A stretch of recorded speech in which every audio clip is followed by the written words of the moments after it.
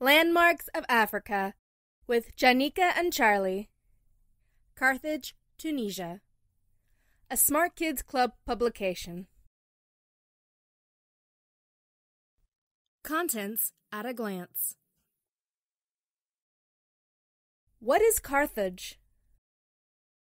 Hi, I'm Chanika, and this is my brother Charlie. We are chimps, and we're going to show you some interesting landmarks on the continent of Africa. Today, we are going to check out Carthage. What is Carthage? Charlie asks his older sister. Chanika answers. Carthage was a very important city in the ancient world. It was most important between 1100 and 200 BC. Chanika also tells Charlie where it was, in Tunisia. Oh, says Charlie. I remember Carthage has something to do with those famous people called the Phoenicians. Chanika adds, and why were they so famous? They were famous for many reasons, but mostly for going to battle with the biggest, most powerful civilization in the world at the time, Rome. Rome? Where was Carthage located?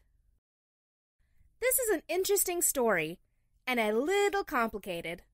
There were several important empires in the ancient world. Some of them came before or after other civilizations. Chanika says, but when several strong empires overlapped or existed at the same time, it usually meant wars. Charlie looks at his tablet and starts to read a list of some of the ancient civilizations like Assyria, Egypt, Greek, Indus, Iran, and the Middle East. And, of course, Carthage and Rome. The people of Carthage were called Phoenicians. Carthage is unique because it was based in Tunisia, but its roots started somewhere else. Where? Asks Charlie. Chanika answers, the Levant. The what? Asks Charlie. What is the Levant? The Levant is located in the eastern area of the Mediterranean Sea. You have to remember that Columbus had not yet crossed the Atlantic Ocean, says Chanika. The known world in the ancient times for many of these empires was the Mediterranean and areas close to this famous sea. Places like Lebanon. Charlie asks, so what's the connection between Carthage and the Levant? Chanika describes how many of these ancient civilizations were seafaring people. The Phoenicians were very famous for their trading and their network of trading routes. They traveled from one place to another by boat mostly, doing trading. Many of the cities on the Mediterranean Sea were well known for having valuable things to trade. Charlie asks, like what? What did people trade along the Mediterranean Sea? Dye, Chanika explains. There were lots of things being traded every day during ancient times on the Mediterranean. Lebanon sold cedar logs to Egypt. The logs were expensive, so this made the residents of Lebanon rich. But another thing that was traded was a very famous purple dye. It was expensive because it took thousands of rock snails to make the dye. Charlie added, and I remember that purple was associated with royalty, so only the very richest members of royal families could buy this dye. The purple dye was called Tyrian dye because it came from Tyre in Lebanon. What were the borders of Carthage? Unlike an empire like Egypt, the Phoenicians didn't have a big chunk of land. Why was that? Asks Charlie. Chanika answers, because trading was the way they made their money. They were a seafaring people. They owned a narrow strip of land along the Levant in the eastern Mediterranean. But as time went on, their civilization stretched the whole way west to the Iberian Peninsula, which is modern-day Spain, Portugal, and Andorra. They crossed the Mediterranean from southern Europe to northern Africa.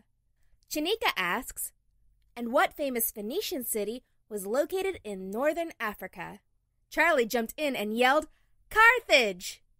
Their trading posts and narrow pieces of land stretched from Spain the length of the Mediterranean Sea. No wonder they were a seafaring civilization. They had many boats and were constantly sailing and trading. What was the height of the Phoenician Empire? The dates of the Phoenician Empire are about 2500 BC to 539 BC. Charlie says, that's an awfully long time for an ancient empire to last. But they were the dates of the Phoenicians. And then there's the period where Carthage was at its height. When was that? Asks Charlie. Chanika explains that the height of their power was from 1100 to 200 BC. The Phoenician people started to settle small coastal areas along Lebanon, Syria, and Galilee, which is northern Palestine.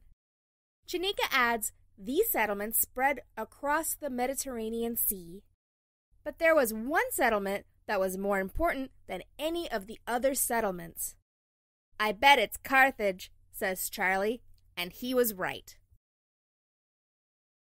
Why was Carthage so strong? Carthage was called a city-state. This means that it was bigger and stronger than just a city. Its strength was due to its good location on the trade routes of the Mediterranean, its rich land, and its ability to sell things and buy things from other traders. Eventually, Carthage became the center of the Carthaginian Empire. But when one city-state becomes more powerful and wealthier, it usually leads to one thing. What is that? Asks Charlie. Chanika answered, war. What does Punic mean? Chanika and Charlie had both heard the word Punic, but they didn't understand what it had to do with Carthage. Chanika got out her tablet and found out that they basically mean the same thing.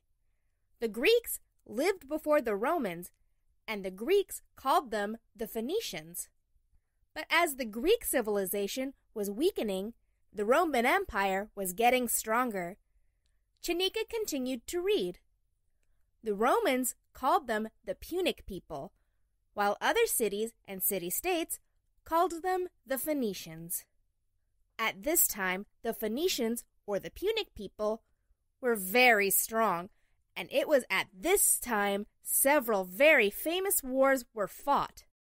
They were called the Punic Wars, and lasted a very long time, from 264 to 146 BC. The First and Second Punic Wars. Wars? Asks Charlie. How many are we talking about here? Chanika knows this one. There were 3 Punic Wars.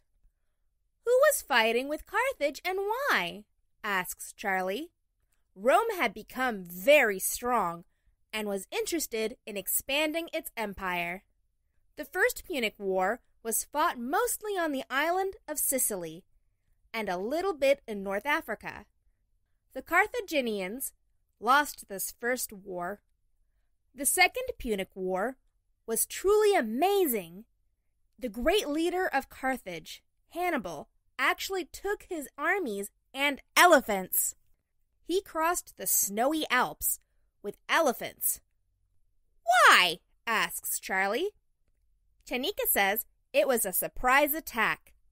If you're in Rome and your enemy is southwest, who would ever expect Rome's enemy army to attack from the north? This remains one of the most amazing battle tactics in history. The Third Punic War. After fighting Carthage for 2 wars, Rome had had enough.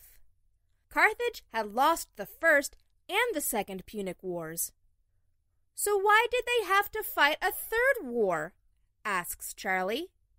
Chanika explains, "It's really kind of simple. Rome was tired of Carthage getting stronger after each war, and then to fight Rome again. What did Rome do? It waged the third and final Punic War. What was different about this war? It took place on Carthage's land." Chanika adds, "And the Romans were very serious this time. They killed all of the residents of Carthage, and they totally destroyed everything that had once made Carthage a large and successful city-state." What happened to Carthage after its destruction? One of the smart things that Romans did was to stay in Carthage. Most Romans sailed back to Rome, but many of the Romans were told to stay and make Carthage a Roman settlement. Chanika says, Carthage no longer existed. It now became the Roman province of Africa, and Utica was its capital.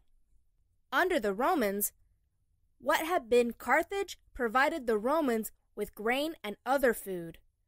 100 years later, Julius Caesar rebuilt Carthage as a Roman city. "Is there anything from ancient Carthage left?" asks Charlie. Chanika happily responds, "Yes, tourists can still see the harbor and some of the ruins." Interesting facts. There were many city-states during the ancient times around the Mediterranean Sea, encompassing 3 continents, Asia, Africa, and Europe. As a result of its great power and strength, Carthage began to rule large parts of the Mediterranean. Carthage had a very powerful navy, more powerful than Rome's navy, so Carthage was able to keep Rome in check. After the Third Punic War, when Rome decimated Carthage, Rome stayed in Carthage and made Carthage a part of the Roman Empire. Carthage and then Rome. What was next? The Muslims destroyed the city in 698 and built the city of Tunis, which was the capital of Tunisia and still is to this day.